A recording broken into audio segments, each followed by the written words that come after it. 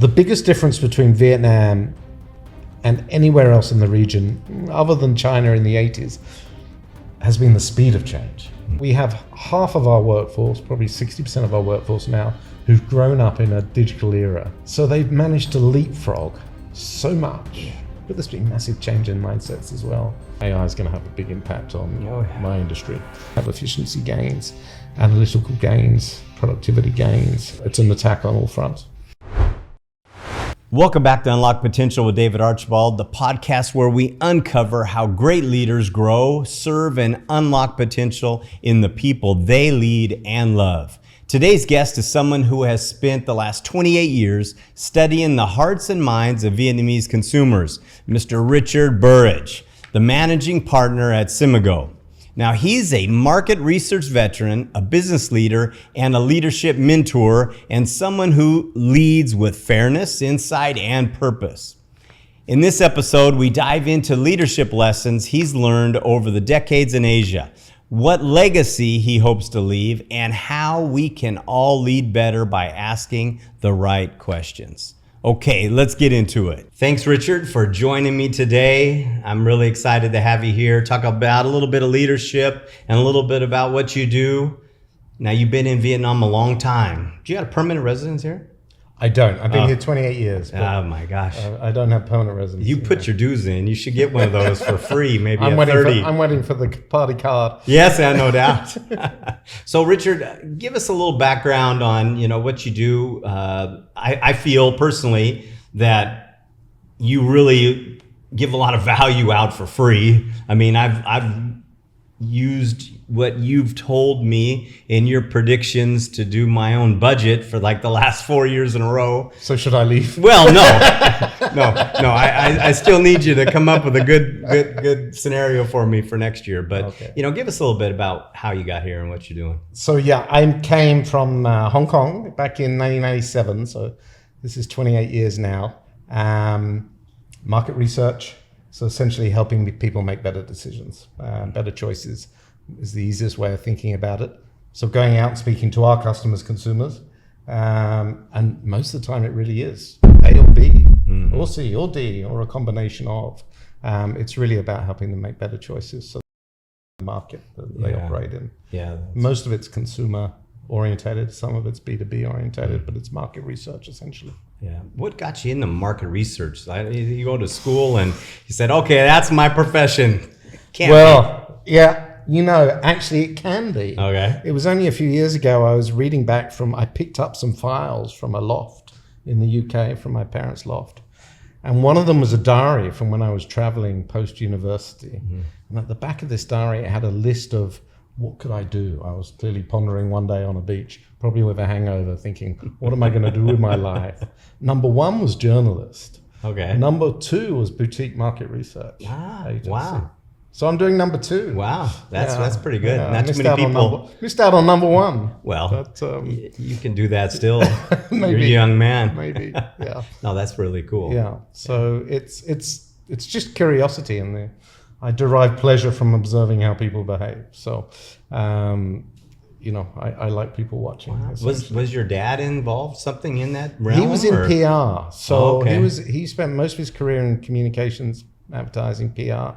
And later in life, he had his own PR business. But prior to that was always a corporate sort of PR guy. But that, I suppose, I got to go to Pirelli photo shoots and things like that, yes. So I got to see some fun stuff because of his role. I also got to do some interesting internships at an advertising association in London, at one of the leading agencies in London. So that kind of helped also, for sure. Yeah. Get you going. Now, you went from London to Hong Kong. What was? Did you take a job, or what did you do? I went from London to Japan, actually, and spent 6 months in Japan, and then to Hong Kong, and that's how I kind of eventually got into what I'm doing in the mid-90s in Hong Kong. Yeah. And then your parents just said, "See you later," and you were just gone for good. So it was a little embarrassing. I left for, I thought, 3 months. It was 3 years before I made it home to say hi. No one seemed to notice or care, so it's fine. Yeah, so it was a longer journey than I expected, and I honestly I never expected to be. When I moved to Vietnam, I did not think I would be here 28 years later. Okay. I thought a couple of years, Sure. maybe, but well, nothing. I was the same. I thought 1 year, I'll give it 1 year.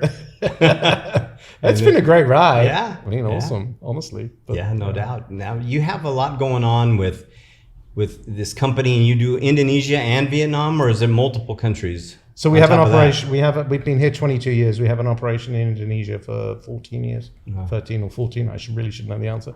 Yeah, so those two markets only. No similarity at all between them. Culturally, very different. Oh, yeah. Very different management styles, cultural styles for the workplace. But both great places to be, great people on the ground. So yeah, super lucky. How did you even think about even doing Indonesia? Like, you must have met somebody that thought, okay, this is someone I can partner with, or Similar, but slightly different.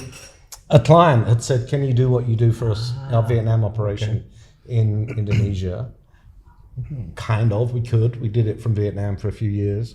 And then just fortune had it that one of my directors was moving with her husband okay, to Jakarta. I said, "Hey, why don't you set up the operation there and manage this client from there?" And then that kind of expanded and expanded. That's It's a big agency down there now. So Yeah, that's it's good.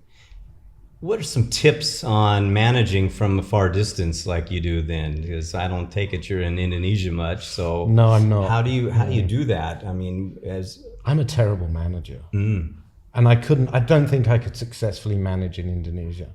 Indonesian management style, to me, and one person's perspective, seems to require that everyone's happy and in harmony. I have a male managing director now, but before him was a female managing director.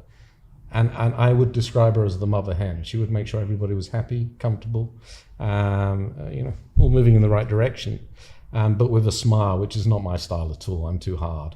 So I wouldn't be successful there. But managing from afar, I have a call with the finance director and the managing director every 2 weeks. Yeah. Sometimes it's a 20-minute call. Sometimes it might be 40 minutes. Most of the time it's 20. Yeah, and I let them get on. They know where they've got to get to. We review. It's normal. Review, slight change in direction if required, mostly not. Keep going. Review. It's the same. That's some, you did something right along the way, or you got the right people out of the gate, but it doesn't always go that way for people, I think. I guess not. I'm very fortunate. The people, I really love visiting the office.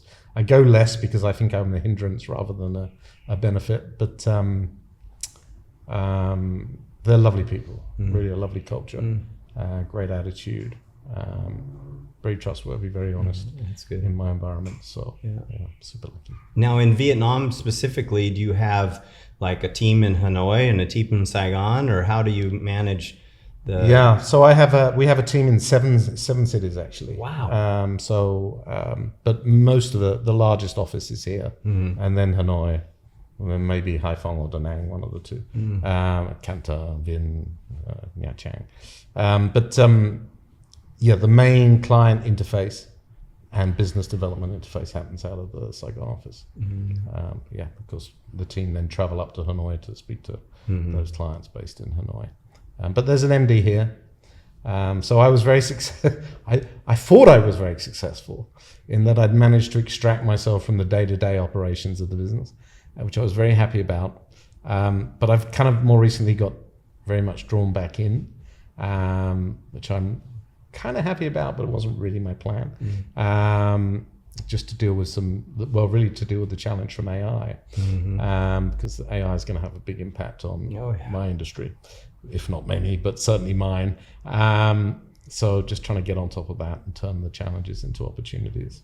But to run the Vietnam business, the MD runs it. There's a very strong operations director who runs the operations around the country. How do you see AI really affecting what you guys do over the next 4 or 5 years? I think we're just the tip of the iceberg. But I think a year from now, even we're going to be dealing with a completely different setup. We are. I think long term, it's going to mean we're going to have to do a lot more work to get the same revenue, because the productivity gains phenomenal already. And if you're ahead of the curve, that's okay. But of course, the market will catch up. I think the curve is just a straight line up now. I mean, it's happening so fast and things are changing so quickly. One singularity will happen at some point. Yes. But huge productivity gains, and then of course huge challenges. I mean, in my industry, we have things like synthetic sample. So why speak to a respondent, a real person, when you can speak to a made-up one? Yes. I mean, I would like to fight a little against that. But I mean, of course, it can happen for a lot of tactical work. Maybe, strategically you do some real people, but you learn from those real people what their responses might be to the tactical work. You have synthetic samples, so that's a huge change. You have efficiency gains, analytical gains, productivity gains. It's really, it's an attack on all fronts. Are you treating it more like this is going to be technology you're going to empower into your system? Or are you looking at it as in this is more like an HR function and this is going to be a job and it's going to take over, this intelligence will do, what a person was doing directly? Yeah, both, to be honest. I mean, it's the productivity gain we're already using and getting benefit from. I'm sure there's more that could be happening, but we're getting a lot of benefit from the productivity gain already. So we're already using it in the organization as a tool, but then we're also adapting and using for innovation. So we're in the knowledge game, information game. So that is the unique asset, is the knowledge and the information we gather. And then what we can do with AI to make that more accessible for customers, and more useful, more insightful. It gives a lot of opportunity for innovation and product development for us. So that's what we're doing, and we're literally launching stuff in the next 4 weeks. So it's got AI embedded in it, to make it better and easier for customers to access their knowledge and the knowledge we provide them. For your customers, are they typically somebody that's new to this country, or are you getting people that have been here for 30 years and they're still coming in and saying, hey, help me with this? Yeah, I mean, if I go back to the late 90s, early 2000s, it was a lot of people knocking on the door, working out how to elbow their way into the market. Now, nearly all, I would say 96-7% of the revenue comes from people who are already established and wow, I would have never guessed that. Doing more product, more service, evolving, growing. There's still the occasional, which is fun. It's fun when someone's looking at market entry. But the market entry used to be very consumer based. A lot of the market entry today is very B2B based. So maybe somebody wants to sell you some tools for some of the things you do. Or they want to sell something into the manufacturing, a certain part of the manufacturing industry. So a lot of the B2B sees much more market entry now. Most of the consumer goods companies who want to be here, they're here. They're here already. Yeah. It makes sense. I mean, we're on our way from up and coming to more normalized. Everybody fighting for a small piece of the pie now, rather than being able to jump in on the ground floor. But there are many brands that I've seen, knock on doors or start as viewing Vietnam as an export market, or knock on the door for a full market entry and come in. Have you seen any uptick since tariff game has been stepped up? You've seen all of a sudden people are like, hey, I got to move out of here or got to move to here? No. What I've seen is a very large drop in business sentiment, in business confidence, and also manufacturing output. We run the Purchasing Managers Index, which is not ours. It belongs to S&P Global, but we've run it here for a long time. And those results came out today for last month. It's pretty nasty. Yeah, I saw that. I saw your post on that this morning. So explain that system to me, because I the way I understood it is like, all right, these are the people that are doing the purchasing for these factories, and then they must submit a survey or something, and you get it back, and then... Yeah, so we look at the structure of the manufacturing industry, and we look at it by, verticals and size and exporters and non-exporters, and then we take a sample that represents the total of the market in Vietnam. And they belong to a panel, so we speak to those same people, pretty much the same, 400 people every month, and they give us guidance on output, ordering, Hiring, inputs, cost, all of hiring, it. so on, and also their own business sentiment. But they are typically purchasing managers Okay. or procurement within those manufacturing businesses. So the data is derived Yes. from that. And then anything over 50% is Anything supposed to over be- 50 is growth. Anything below 50 is contraction. Yeah. 50 is, just normal, ticking along.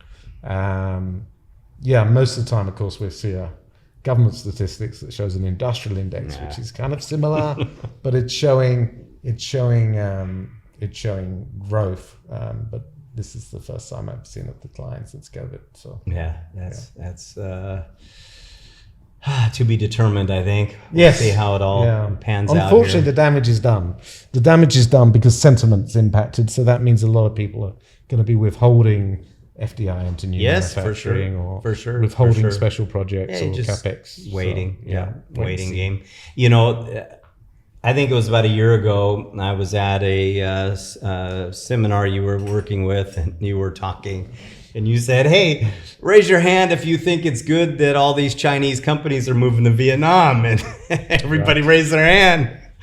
And then you're like, "You guys are crazy because we're gonna be on the first wave of the punishment from potential Trump presidency at that point." And sure enough, that's exactly right. We're the spear of this. That's right. I mean, there's all forms, right? Some of it's just pure transshipment. Some of it, of course, is people moving manufacturing here and at different stages of added value to that manufacturing. But we're paying a price for it. Well, I think the government has to step up and come up with some certifications that this is really made here versus like the water bottle, they ship the cap and the bottle from China and then made in Vietnam. And ironically, the European Union already has a lot of those. What are the source of the inputs? Processes and protocols already organized. So it isn't that hard for the US to adopt a similar program. But let's see. I think they'll get it all sorted out here pretty quick, I think. I don't think it's going to drag on too much longer, but we'll see. Now, give me an idea or a story about somebody that came to you and that you guys helped and it was really successful for them. Ooh, my goodness. You got a good success story out of there? Yeah, I mean, I have to be a little bit careful in that I can't be too specific. But let's say this. If you walk into any supermarket or convenience store, there are 60 beverage brands that we've worked on the development from an idea or no idea. We're going to develop a beverage idea to getting into the market and still existing a number of years later. There are hospitals here that we've worked on. There are schools here that we've worked on. There are banking products and services here that we've worked on. So most of the time it's not, we play a role. A lot of people come together we're not leading the process. Sure. As much as we like to think we're important, we're playing a role and we're really just helping that client make a decision as to, whether it should be priced 30,000 dong or 38,000 dong. What difference will that make to demand? Or, should the new retail outlet be here or should it be there? Should the beverage be, actually, the precursor of this brand was one that we developed. It was called Joy. Which ran for, 5 or 6 years, and then they dropped it for the international sort of global version of their water from Coca-Cola. But, it's like, should the cap be green or should it be blue? Yeah. And it can make a difference. The Yes, silliest for thing is sure. the bottle shape, the bottle quality, the label. So most of the time it's just choices. But those choices can be a huge impact. If we just take this, for example, what does that tell us about water? And could another design do a better job talking about the purity or the naturalness, or the minerals? I can't read it. What's in there, but it can make a huge difference. And so, very simple pieces of consumer-driven data can make a huge impact on someone's marketing program. Significant impact. We also use tools where we can diagnose where things have gone wrong, and we can literally pinpoint. It's the packaging, if we didn't have that packaging or the name, if we didn't have that name, or if we reduced the price by 5%, this is what would happen. Yeah. So, data-driven decision making, it's hard, I understand, if you're an SME, but if you're a large corporate, then it's a bit of a no-brainer in terms of the return on investment for research. And then we put a lot of tools out to make it more accessible. And by accessible, I mean affordable, so people can go and use a self-service to test their price, or a self-service to test their communication video, YouTube video, ad, packaging, look at their brand health, so these sort of things, for as cheap as sort of $1,500. Wow. And people can run. When I say self-service, they just input the different, for example, if it's packaging, the different designs, and customize a few of the standard questions that we have, and they'll get a dashboard, a week later with the answers. So we do these things to make it more accessible beyond the big corporates. Okay. But still, it's the big corporates where the majority of spend is. Yeah, as you for might sure. imagine. For sure. Yeah. In Vietnam, is price more important, or prestige, or the perception of the product? For example, I sell the most expensive motorcycles in Vietnam, but we're still selling them, and it's not on price. But I'm just curious in general. So, price can work in funny ways, right? So price, for example, can speak to quality. Right. So if sometimes you want to be the most expensive, and if somebody comes in, if you're Heineken and Heineken has an international competitor like Sapporo who prices above them, that might cue to the market that Sapporo must be better quality. Now, I'm oversimplifying a nuance, but so sometimes you want price to play that role. But what I can tell you very definitively, all the people who did well coming out of COVID and continue to do well now, i.e. maintain momentum in sales and growing sales, not straight line sales, have all been the mid-tier price points. Okay. So they've been the sort of brands that appeal. They offer a good product, they offer a certain level of quality, but they may not be the highest quality. And they benefit because people buying premium have downtrade. Yes. And they're buying something that's acceptable. So most of the people who've done well and consistently had momentum in their sales growth have been at that mid-price range. Okay. So that's a lovely area to be in economic uncertainty. Oh, yeah. Of course, in good years, if you can be extracting double the margin of your next competitor with one unit sale, then that's awesome also. But then you in tough times, that's hard to maintain. When I look at the car market data here, I see that really apparent with Mitsubishi. Yeah. Because in most markets outside of Vietnam, Mitsubishi is down the line quite a bit. Right. But here it's one of the best brands, and I think that it's exactly right. It's Japanese affordable product that really attracts that. Yeah. Yeah. Yeah, it makes a lot of sense. Yeah. No, it's price is really an interesting play. I mean, I will guarantee that many people across food and beverage, across retail, food and beverage services, hospitality services, many products from durables, food stuffs are underpricing. They're leaving money on the shelf. Because when I study their equity and I study the competitive landscape that they're operating in and their competitors' equity, and take into all those pricing points into account, I more often see money left behind, people underpricing than people overpricing. Yeah. It's quite staggering. Wow, interesting. I bet you most people don't realize that. No. And that's exactly why they need to hire you. It's what the CFOs need to know. Yes. To see. Because of course, with no disrespect to your business or anybody else's, but what does the sales guy say? The sales guy, because it's too expensive, it's too hard for me to sell. Make it easier for me to sell. And to them, that means a lower price. But that's, so there's a lot of internal pressure in organizations on pricing that isn't always necessary. Well, I found that salespeople will always take the path of least resistance. Of course. So that's just part of it. So, and you've been in sales, I'm sure, and I've been in sales, and we did the same. Of course, yes. It's too high. It's too high for sure. What are some of the major behavioral changes you've seen with the Vietnamese consumer over the years? Oh, there's so many. I could give you an hour's speech on it. I think the biggest changes of recent times, well, the biggest change over the last, over my time here is increased affluence.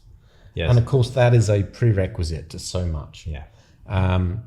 In the if we're going back over the last 20, 30 years, the same over that time, of course, there's been far more freedom of movement, freedom of information, freedom of media, so a lot more influences on people's behavior. The biggest difference between Vietnam and anywhere else in the region, other than China in the 80s, has been the speed of change. And that is what when you speak to other expatriates who are here and they're excited about Vietnam, that is what excites them. It's the dynamism that comes through from that speed of change that excites people. But I would say in recent times, to answer your question, it's the digitalization. It's a very digital society. Mm-hmm. So it was just the right point of the demographic, so that we have half of our workforce, probably 60% of our workforce now, who've grown up in a digital era, mm-hmm. right? So they've managed to leapfrog so much. Yeah. I mean, most of the guys in your film crew probably never held a home handset telephone. Sure. Right? Probably never used a credit card, mm-hmm. right? Just used a mobile app or the banking app for payments.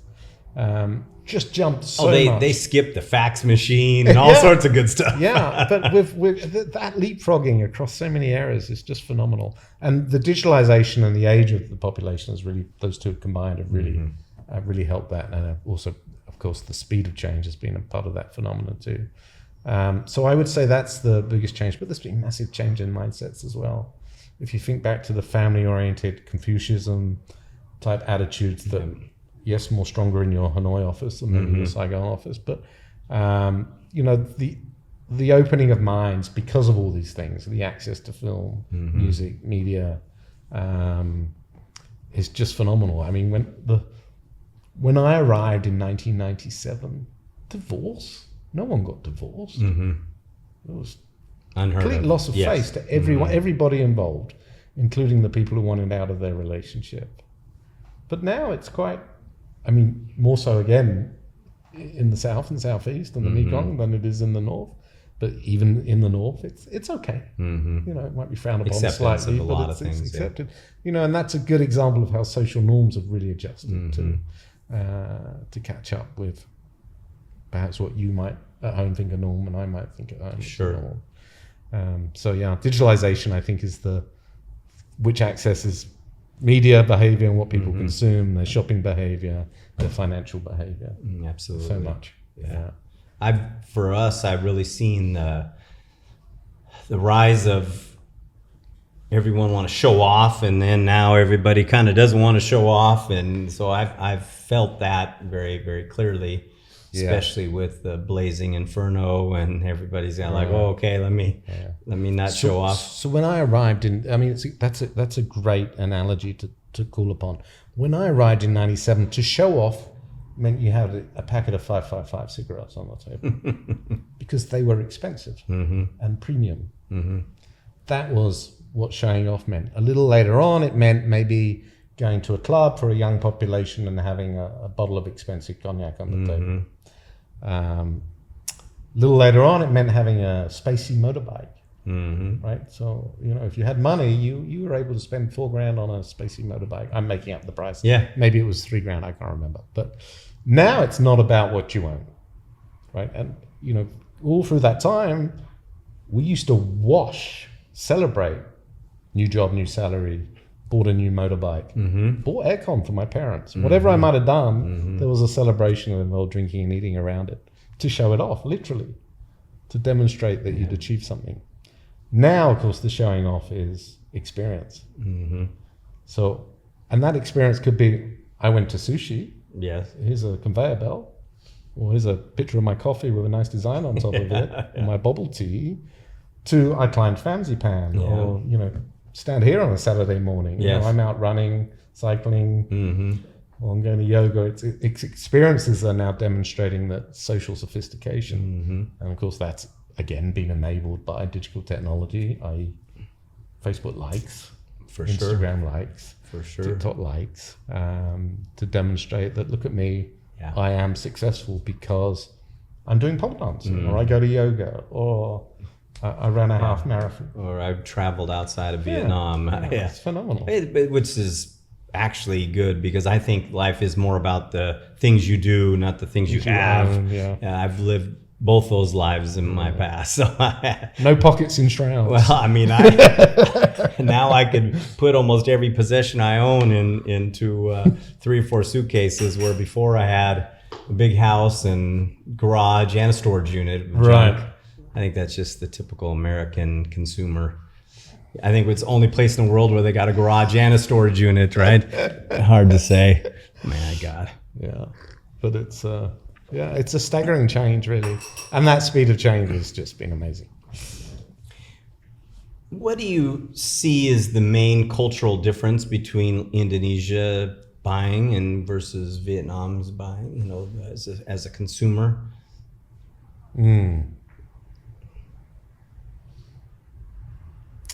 So the main cultural difference, I think, stems from religion. Yeah. And in Vietnam, a mother, far more so than a father, a mother will sacrifice a hell of a lot for a child, Oh, yeah. and to make sure that the child has better opportunities ahead in their future. A hell of a lot. I mean, a mother will not eat, will not clothe herself appropriately, all because she wants to give the child an opportunity she feels she missed out on. In Indonesia, it's very different. The husband comes first. So the husband is the number one priority for his wife, and despite the children. So the purchase priorities and life priorities evolve around making sure that the father, the husband, is looked after and comfortable, far more so than the child. Okay, I see that in the fact that when we have customers come buy T-shirts or Harley clothes from Indonesia, the ladies are forcing them to buy stuff. And outside that, I don't see that very often. The ladies are forcing The ladies their are like, husband. you don't need that. You don't need that. And they're like their own personal shoppers, pushing items on everybody. So that's a great pickup. It's a very different. That creates a lot of differences. I mean, there's Sharia banking and all sorts of things create a different financial marketplace as well. Education, yeah, it That's gotta be a big one. has an impact. I mean, the one event in somebody's life that changes their outlook when it comes to shopping behavior is pregnancy. Oh yeah. That is the biggest trigger and change in anyone's life to how they go about That's right. and the consideration they give to their yeah. purchase priorities. Yeah, for It's phenomenal. So, clever brands, whether it's from life insurance to, healthy foodstuffs to motorbikes, that's the moment. That's really the moment to hook into someone's psyche as to why you might be the right choice for them. Yeah, that changes for sure. I mean, in my own life, I've seen that happen quite a bit. You really change patterns, things change. My kid, became a travel soccer kid, and then that everything all of a sudden switched. We didn't buy anything else. We paid for hotel rooms and gasoline to go to travel so much. So I can totally see that. Yeah. The other thing here is you can almost guarantee that it's going to be that first pregnancy is going to be 6 months post-marriage here. Oh yeah, correct. Yes. When I very first moved here, I've been working here maybe a week, and I'm sitting down for one of the first interviews with the staff, and the head of HR at the time, lady doesn't do HR anymore for me, but she was drilling down to this girl's, like, are you dating somebody? Like, where are you at in the marriage cycle? Like, when do I have to pay maternity leave? and I'm watching her like, wow, like this is a bit personal. a little unheard of in interviewing, right? It's like down to, and it's true. I've seen it many times. Like, oh, you're getting married? Okay, great. All right, here we go. Yeah, but that's great. I think it's really good. I like I really like how Vietnam it is really a family unit, a family culture. I mean, they obviously we see it with the family house. You know, multiple generations in one house, and I think there's a lot of benefits with that. Absolutely. Yeah, absolutely. A lot of stuff. A lot of risk as that changes, because it does change. You know, people moving into 40, 50 square meter apartments, there's not room for extended family, which has issues as the country ages. For sure. Now, earlier you talked about you don't have to really worry too much about your team in Indonesia, and it seems like things are running pretty smoothly for you. So that probably tells me that you hold a pretty high standard. But you know, what are some of the values that you live by in managing your companies? Well, the values I ask the team to live by is integrity. And then, you know, when there's a decision to be made, a go or not to go, I always ask, and it's a bit cliche, but it's a screensaver for them. You know, is this decision, is it going to help you? Is it going to help your client? If the answer is yes to one of those, do it. If the answer is yes to both of them, awesome. If the answer is no, then don't bother. Don't do it. If it's not going to help the client, we don't need to do it as an organization. Unless it's going to help teach the team something, then we can do it. That's what we strive for. It's pretty simple. Yeah, that is very simple. My mission statement is a tad bit bigger than that, but it's okay. No, we don't have mission statements and a list of long values. No, we really don't. That's simple. Yeah, that's good. Keep it super simple. That is really good. Yeah. Now, tell me about the Saigon Children's Charity that you work with a lot. I've seen you pushing that a little bit. Why do you do that? What is it? We just celebrated 30 years as a charity. I haven't been involved for 30 years. I've known them since I arrived, but the charity is about removing barriers to education. The name sucks because we do work up as far as Ha Giang, all the way down to Gao Mau. It's not just a Saigon charity. But it's building schools, it's classrooms, fitting them out, special needs, all these sorts of things to help. Any barrier to education, how do we remove it? I'm just a trustee. I don't over imagine my role. There's a team on board who do all the hard lifting. Why do I like it as a charity? I like it because the scalability of it. If you change a child's life in that they're getting an education where they normally wouldn't have, that starts to impact not only the family, but people around the family, the community, and it has scale. I mean, I can point multiplication. Yeah, it's just, the impact is just awesome. I mean, there's plenty of high-powered, corporate role individuals who I won't name because I won't want to embarrass them, but who was supported through Saigon Children's Charity. Wow. Operating in the you would have met them, but you wouldn't know. Sure. Operating today, and there's lots of. I mean, once you've been around 30 years, you have some great career stories to tell for people, right? That's good.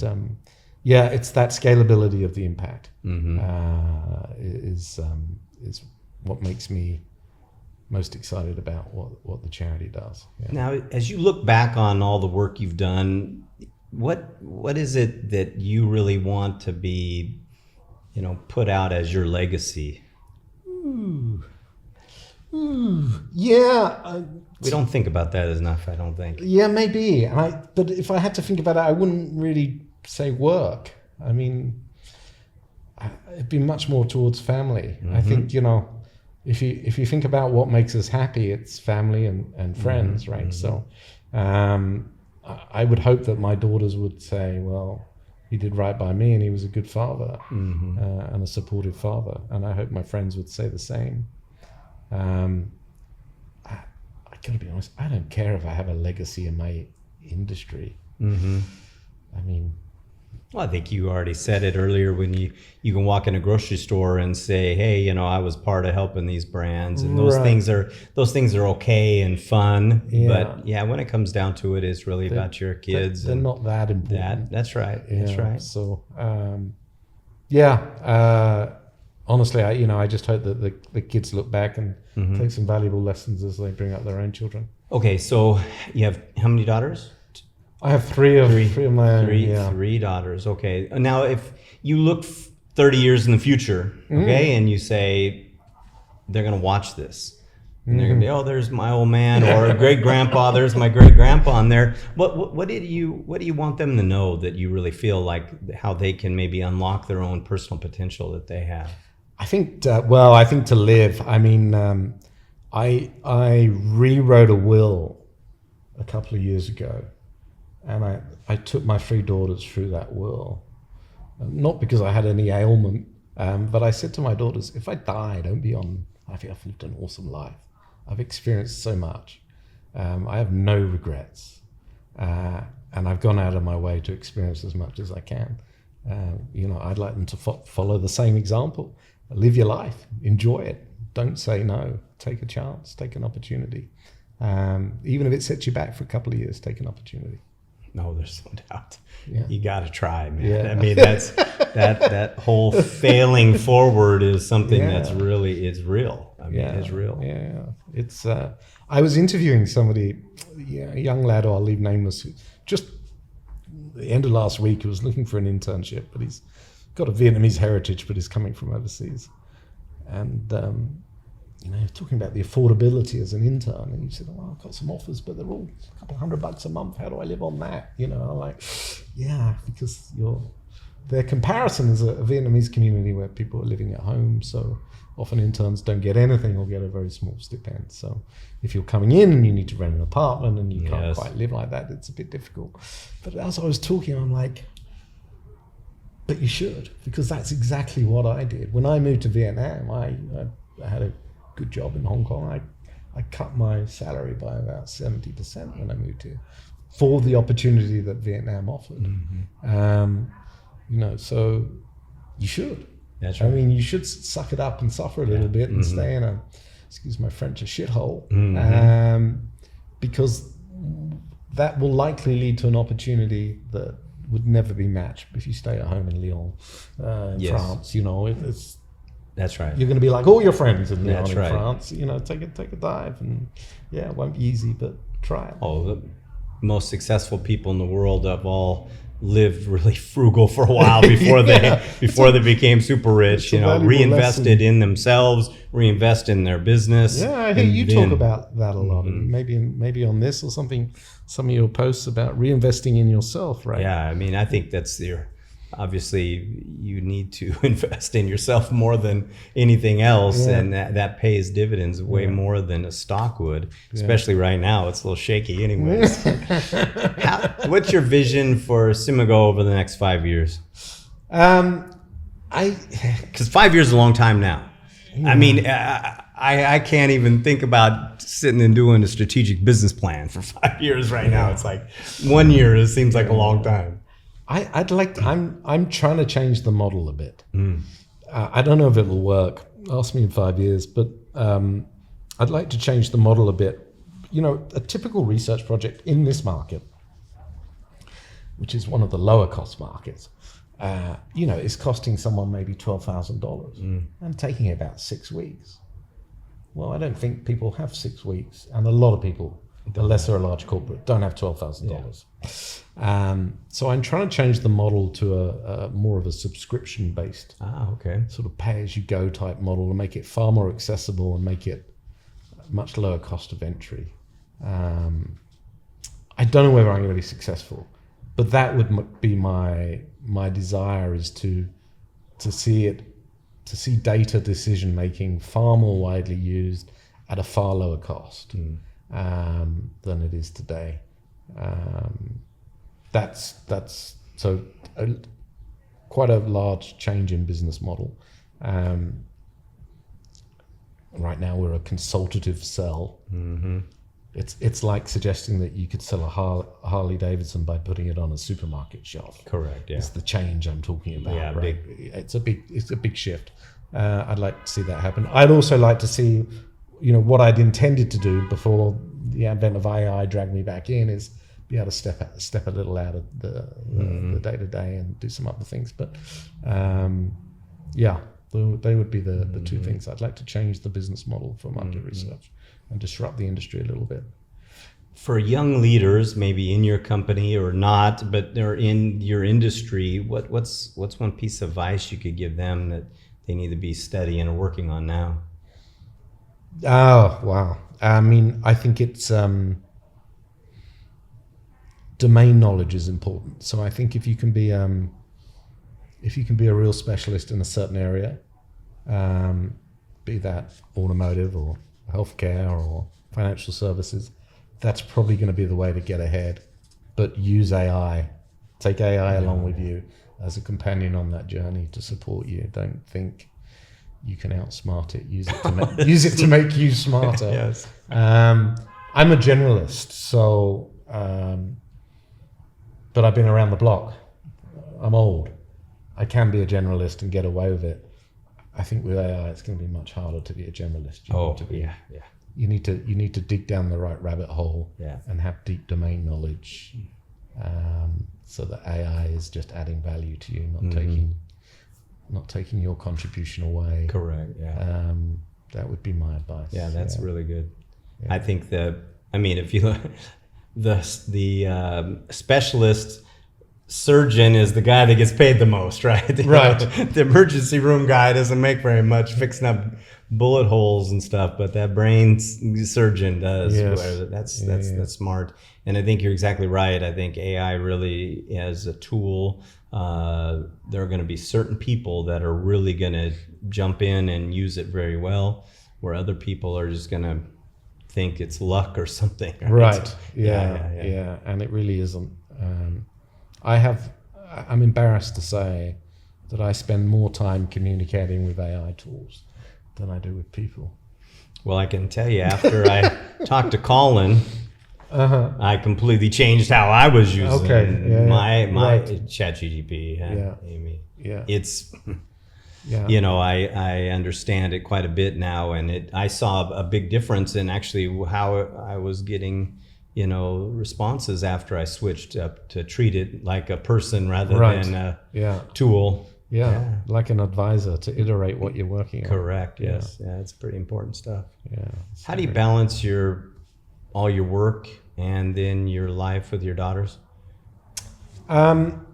Actually, divorce and having one young one at home, the other two are off at university, was kind of the reason I tried to get out of the day-to-day running of the business, so I could be around more for her, do the school pick up and drop off and just be around when she got home from school, which I generally am, to be fair, which is great. I got to say, when I look back, for the other two who were away at university, I didn't do that well. I was too, I'm right with you. I have two older kids and I have a little boy, and it's, I was more worried about myself than I was about them. Yeah, I mean, stage of life also played a role, stage of career and those sort of things, yes. Stage of the business. But,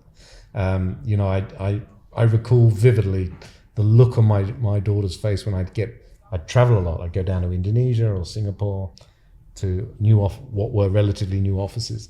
And so sort of be a weekend dad, come home on a Friday night, and my middle daughter would just... and she'd warm up to me by Sunday night, go to bed, and of course I'd bugger off on Monday morning before she woke up. So the next Friday it would be the same. And I can picture that flip in the head, and I feel very guilty about it. So I would say pretty badly until the third daughter, but I mean, it's a challenge, isn't it? For sure. Yeah. It's really hard to be present everywhere, then that's really what it takes is, you walk in the door, the phone's off. Okay, now I'm here now. I mean, I find myself fighting that battle every single day. I get home at 6 and already my team's working till 7 or so, and I'm still answering the phone, and your kids are watching. Yeah. Now I'm much better. I mean, I can switch it all off. but that's just because of the position. Sure. Yeah, I The mean, that's maturity what of the happens. business. That's right. Yeah, That's what yeah. happens. Um, I think it's I really like the fact that I'm doing this all over again and saying, okay, you just have so much more wisdom, right? Right. You just know, and you've made a lot of those mistakes. yes, it's like, and it's like this is going back to the third grade or something, right? From yeah, that's really good stuff. Well, it's odd that we need a license to drive a car, but not to raise a child. Well, correct. Yes.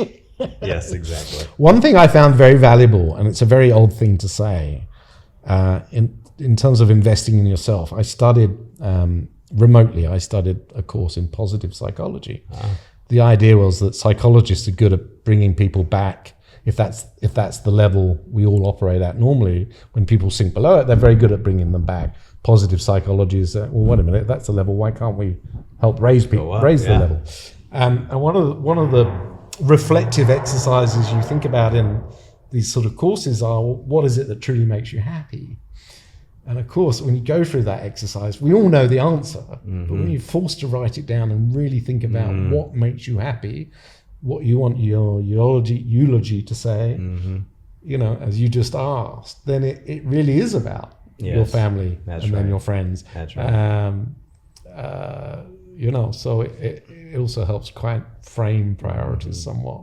You always see the 90-year-old lady getting interviewed or the 100-year-old man, and they would go back and say, I didn't spend enough time with my kids, and the regrets are almost always about what they didn't do or the people they didn't spend the time with. Misplaced priorities. Yeah, that's right. Yeah. So and I think I learned it from John Maxwell, but it was you want to find your purpose. You think about really what makes you happy, what makes you sad, and if you could be anything you could be, with a flick of the fingers, what would it be? And then to really get into it from there. Focus on that. That's right. Yeah.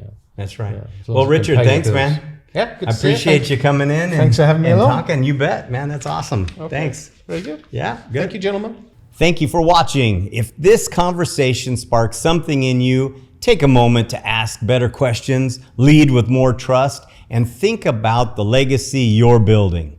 Now, you can learn more about Richard and Simago in the links in the show notes and follow the great work they're doing here in Vietnam. Until next time, keep unlocking potential in yourself and the people you lead and love.